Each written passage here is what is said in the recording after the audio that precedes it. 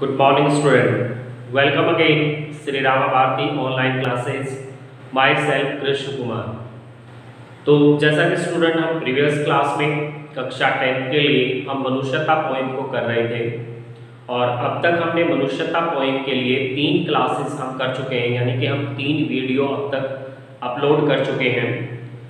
एक बार मैं आपको थोड़ा सा रिमाइंडर करवा दूं। फर्स्ट वीडियो में हमने मनुष्यता कविता की भूमिका को समझा था, मनुष्यता कविता की भाषा शैली को हमने समझा था, कवि ने इस कविता के अंदर किस कथानक को लिया है, किस बात को वो कहना चाहता है, किस बात को समझाना चाहता है, ये हमने फर्स्ट पोएम में किया, फर्स्ट वीडियो में हमने ये सब कुछ किया था। उसके बाद हमने दूसरा जो वीडियो अपलोड की मनुष्यता कविता की, उसमें हमने पहली 2 जो स्टैंजा थे, पहले 2 जो काव्यांश थे उनकी व्याख्या को हमने किया और फिर तीसरी जो वीडियो थी उसमें हमने नेक्स्ट 2 काव्यांश की व्याख्या को अपलोड किया था। आज की कक्षा में हम 5th जो काव्यांश है, 5th जो स्टैंजा है उसकी व्याख्या को करने जा रहे हैं। 5th और 6th दोनों के जो काव्यांश के जो वर्ड मीनिंग है, मैंने कोशिश की अपनी तरफ से वीडियो में, एक बार आपको बोर्ड दिखाऊं अच्छे से। मैंने आपको कोशिश की है यहाँ पर अपने आप में कि जो डिफिकल्ट वर्ड थे वो मैंने यहाँ पर लिए हैं, ठीक है। वैसे व्याख्या के साथ साथ हम और भी जो डिफिकल्ट वर्ड होंगे उनकी भी हिंदी में आपको बताता जाऊंगा, उसका भी सरल मीनिंग मैं आपको बताता जाऊंगा। तो हम स्टार्ट करते हैं अपने 5th स्टैंजा की व्याख्या को। 5th स्टैंजा में देखो, कवि हमें 2 चीजों से बचने के लिए कह रहा है। 5th स्टैंजा में कवि हमें 2 चीजों से बचने के लिए कह रहा है इन 2 चीजों का हमें कभी भी घमंड करना ही नहीं चाहिए। किसी भी तरीके से इन 2 बातों का हमें कोई घमंड नहीं करना चाहिए। वो कौन सी 2 बातें हैं, देखते हैं वो कौन सी 2 हैं। रहो न भूल के कभी मदान तुच्छ वित्त में, रहो न नहीं रहना चाहिए कभी कभी भी भूल के, भूल मीन्स गलती से भी नहीं रहना चाहिए कभी भी। मदान, मदान का मतलब होता है अहंकार, नशा, घमंड। तुच्छ जिसकी कोई कीमत नहीं है। वित्त में, वित्त मतलब होता है धन दौलत। कवि कहता है कि हमें कभी भी भूल कर भी, गलती से भी जो है, जो हमारे पास रुपया पैसा है, धन दौलत है, इस बात को सोचकर हमें कभी भी घमंड में नहीं रहना चाहिए। क्योंकि ये जो रुपया दौलत पैसा है ना, कवि कहता है ये बिल्कुल तुच्छ है, इससे अधिक जो नामूल्यवान वस्तु तो कोई है ही नहीं, इसकी कोई वैल्यू नहीं है। उसके बाद नेक्स्ट में कह रहा है सनाथ जान, आप सनाथ हो, ये बात सोचकर, सनाथ का मतलब जिसके सिर के ऊपर उसके माँ बाप का साया है वो सनाथ है। और हम ये मानते हैं कि जिसके माँ बाप का साया बच्चे के सिर पे नहीं है तो वो बच्चा क्या है, अनाथ है। तो कवि कहता है कि सनाथ जानकर, आप सनाथ हो, आपके माँ बाप का साया आपके सिर के ऊपर है, इस बात को सोचकर करो नहीं करना चाहिए गौरव। गौरव मीन्स अपने आप में अहंकार, चित्त में, चित्त मतलब मन के अंदर। तो 2 चीजें कवि ने हमें बता दी। एक में कवि कह रहा है कि हमें कभी भी भूल कर भी, गलती से भी हमें, अगर हमारे पास रुपया दौलत पैसा है, प्रॉपर्टी है हमारे पास, तो इस चीज का हमें कभी भी गलती से भी जो है ना घमंड नहीं करना चाहिए कि मेरे पास रुपया है, मैं इस चीज का घमंड नहीं करना चाहिए। क्योंकि कवि के अनुसार इस रुपये पैसे की कोई वैल्यू नहीं है। एक तो हमें इस चीज का घमंड नहीं करना।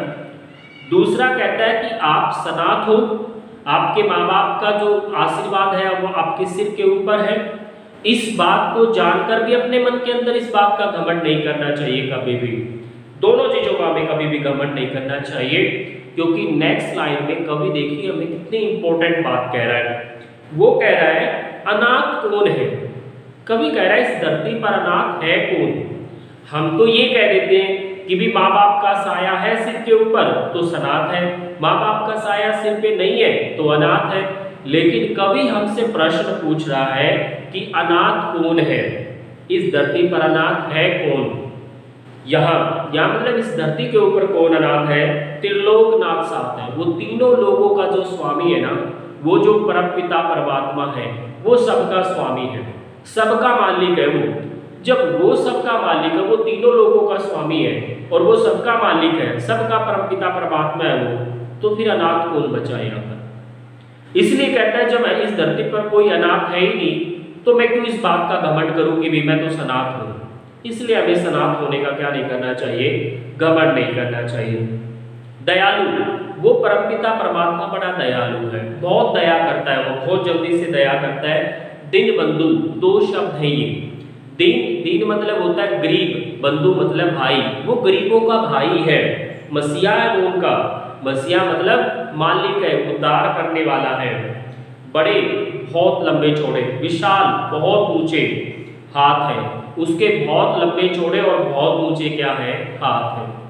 परमपिता परमात्मा के बारे में कवि बता रहा है कि सबसे पहली लाइन में तो कवि ने कहा था कि जो है ना अनाथ कौन है, यहाँ इस धरती पर अनाथ है कौन।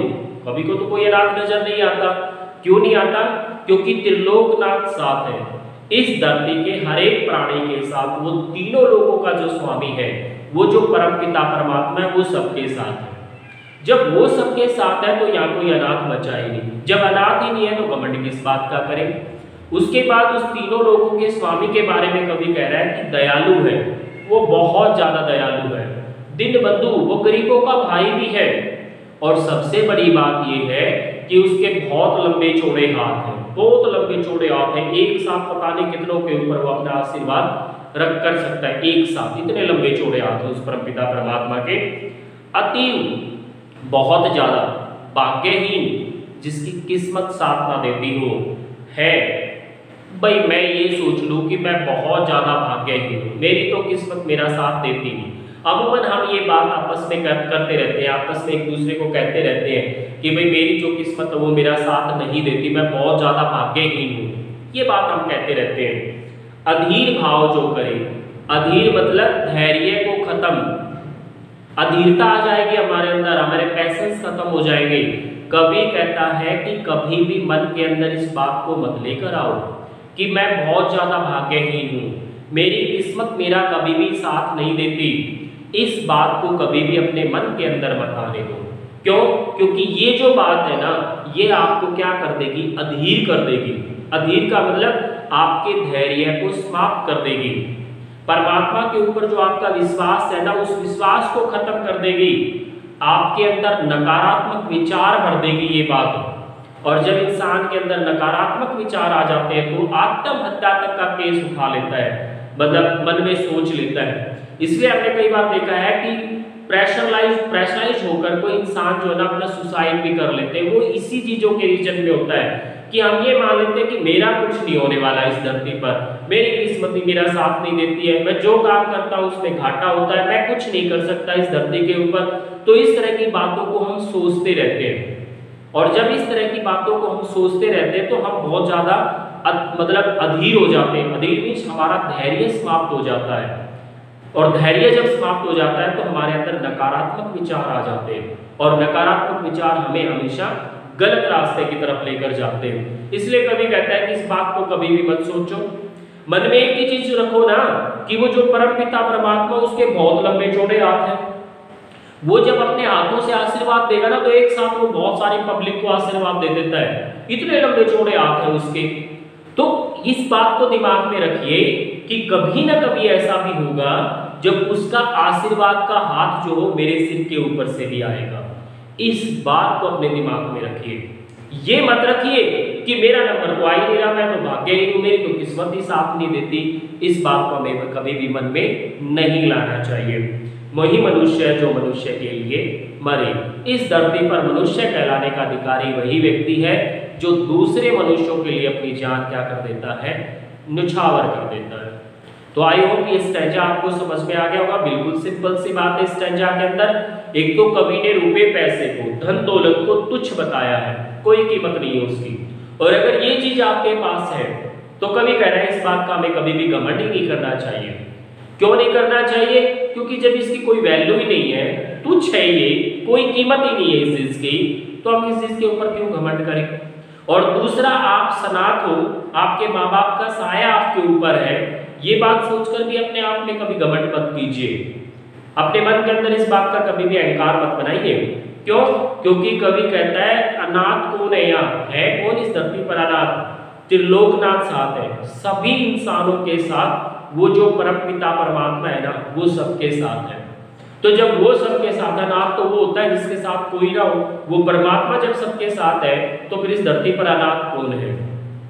वो दयालु भी है, गरीबों का भाई भी है, वो बहुत लंबे चौड़े हाथ हैं उसके, वो सबको अपना आशीर्वाद देता रहता है, इतने लंबे चौड़े हाथ हैं, वो बहुत सारे लोगों को एक साथ आशीर्वाद दे देता है।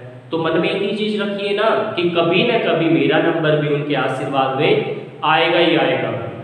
क्योंकि अगर आप अपने आप को भाग्यहीन मानने लग जाओगे, ये कह दोगे कि मेरी किस्मत मेरा साथ ही नहीं देती, तो आप अधीर हो जाओगे, आपका धैर्य खत्म हो जाएगा और फिर आप किसी भी तरह का स्टेप उठाने के लिए क्या हो जाओगे?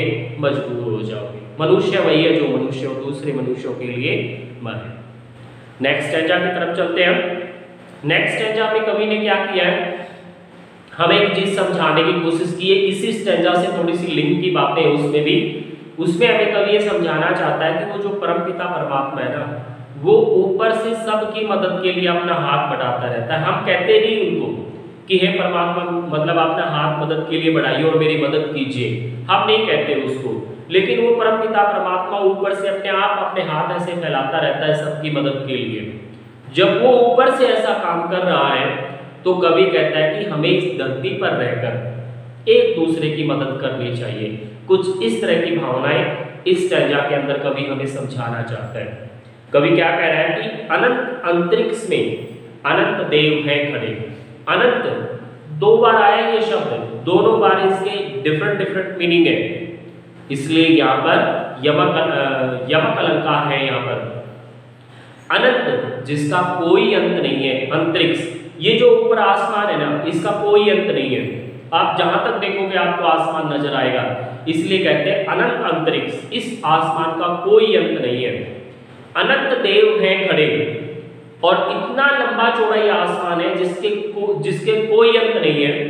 इस आसमान में अनंत देव मींस देवता, अनंत जिनकी गिनती नहीं हो सकती। कवि कह रहा है कि ये लंबा चौड़ा आसमान है जिसका कोई अंत नहीं है और इतने लंबे चौड़े आसमान में इतने सारे देवी देवता खड़े हैं कि उन देवी देवताओं की गिनती भी अनंत है, वो कभी खत्म ही नहीं होगी। इतने सारे देवी देवता इस आसमान में खड़े हैं। समक्ष मीन्स हमारे सामने ही, स्वभाव मीन्स अपनी भुजाओं को, वो हमारे सामने अपनी भुजाओं को बढ़ा रहे, बड़े ऐसे अपनी भुजाओं को लंबा करके वो हमारी मदद के लिए उस आसमान से हमारी मदद के लिए अपनी भुजाओं को ऐसा लंबा कर हमारी मदद के लिए वो क्या कर रहे हैं? बढ़ा रहे हैं ऊपर से, आसमान से। प्रस्तावलंबन, जब वो ऊपर से हमारी मदद कर रहे हैं तो कवि कहता है कुछ काम को हमें धरती पर भी करना चाहिए। क्या करना चाहिए हमें? प्रस्तावलंबन। प्रस मीन्स एक दूसरे से, प्रावलंबन मतलब मदद करते हुए, हमें एक दूसरे की मदद करते हुए। प्रस्तावलंबन का मतलब क्या हो गया? एक दूसरे की मदद करते हुए। उठो, हमें उठना चाहिए। उठना चाहिए मीन्स अपना विकास करना चाहिए, हमें आगे बढ़ना चाहिए। बढ़ो सभी, आगे हमें क्या करना चाहिए? बढ़ना चाहिए। कवि कह रहा है कि लंबा चौड़ा आसमान है जिसका कोई अंत नहीं है और इतने लंबे चौड़े आसमान में इतने सारे देवी देवता खड़े हैं कि उनकी गिनती भी संभव नहीं है और वो सारे देवी देवता हमारे सामने अपनी भुजाओं को लंबा कर करके हमें मदद के लिए क्या कर रहे हैं? हमारी तरफ हाथ बढ़ा रहे हैं। तो कवि कहता है कि हमें इस धरती पर क्या करना होगा? एक दूसरे की मदद करके हमें क्या करना होगा? ऊपर उठना होगा और आगे बढ़ना होगा। अब कवि की इस बातों पर कई ऑब्जेक्शन उठा देते हैं, कहता है कि हम एक दूसरे की मदद करके कैसे आगे बढ़े, क्योंकि इस धरती पर हमने क्या कर रखा है? कोई नीच है, कोई ऊंच है, कोई ऊंची जाति है, कोई नीची जाति है, तो इस तरह के भेदभाव हमने कर रखे हैं। उस बात को समझाने के लिए कवि ने क्या कहा है? अभी मतलब जब तक आप इस धरती पर हो, अमर्त्य जिसकी मृत्यु नहीं होती, किसकी मृत्यु नहीं होती? परमपिता परमात्मा की मृत्यु नहीं होती। अंक गोद, अभी जब तक आप धरती पर हो ना, तब तक उस परमपिता परमात्मा की गोद में बैठे हो आप सभी, उसी की गोद में हो आप। अपंक, जब उसकी गोद में आप सभी बैठे हो तो आप सारे अपंक हो। अपंक मीन्स सारे के सारे आप अपवित्रता से दूर हो, सबके सब पवित्र हो आप। बढ़ो सब, चढ़ो सभी। जब आप सारे पवित्र हो तो भेदभाव किस बात का भाई? सबको एक साथ बढ़ना चाहिए। जब हम इस धरती पर जब तक हैं तब तक हम उस परमपिता परमात्मा की गोद में बैठे हैं, तो हम सारे के सारे पवित्र हैं, सारे के सारे पवित्र हैं, तो हम एक साथ आगे बढ़ना चाहिए। फिर भेदभाव किस बात का करें हम। रहो नहीं यूं कि एक से न काम का सरे, रहो नहीं यूं, हमें इस प्रकार से इस धरती पर कभी भी नहीं रहना चाहिए। कैसे? एक से न काम कि मेरे बिना दूसरे का काम न सरे, सरे मतलब पूरा नहीं होगा। इस धरती पर हमें कभी भी इस घमंड के साथ नहीं रहना चाहिए कि मेरे बिना दूसरे का काम नहीं चलेगा और दूसरे के बिना मेरा काम नहीं चलेगा। ये सोचकर जब हम इस धरती पर नहीं थे तब भी काम चल रहे थे, इस धरती पर जब हम हैं तब भी काम चलेंगे, और जिस दिन हम इस धरती पर ना होंगे तब भी सारे काम चलेंगे। इसलिए कभी कहता है कि कभी भी ये बात भूल कर रहो ही मत इस धरती पर कि मेरे बिना दूसरे का काम नहीं चलेगा। वही मनुष्य जो मनुष्य के लिए मरे। इस धरती पर मनुष्य कहलाने का अधिकारी वही है जो दूसरे मनुष्यों के लिए अपनी जान क्या कर देता है, न्योछावर कर देता है। आई होप ये स्टेंजा भी आपको समझ में आ गया हो। सिंपल सी बात है, बहुत लंबा चौड़ा आसमान है, अंत नहीं है उसका। उस आसमान में इतने सारे देवी देवता खड़े हैं, उनकी भी गिनती संभव नहीं है। वो सभी देवी देवता वहां से क्या कर रहे हैं, हमारी तरफ ऐसे मदद का हाथ बढ़ा रहे हैं। तो हमें भी इस धरती पर एक दूसरे की मदद करते हुए उठना चाहिए, आगे बढ़ना चाहिए। और कोई पवित्रता अपवित्रता ऊंच नीच की बात करता है तो कभी उसको समझा रहा है कि जब तक आप धरती पर हो ना तब तक आप परमपिता परमात्मा की गोद में बैठे हो, और जब तक आप परमपिता परमात्मा की गोद में हो तो सारे के सारे आप क्या हो, पवित्र हो। इसलिए भेदभाव किस बात का। और कभी भी हमें इस धरती पर यह सोचकर नहीं रहना चाहिए कि मेरे बिना दूसरे का काम नहीं चलेगा। मनुष्य वही है जो मनुष्य के लिए मरे। आई होप ये दोनों स्टेंजा आपको बहुत अच्छे से समझ में आ गए होंगे। बचे हुए लास्ट 2 स्टेंजा के लिए मिलते हैं नेक्स्ट क्लास में। तब तक के लिए good bye, God bless you.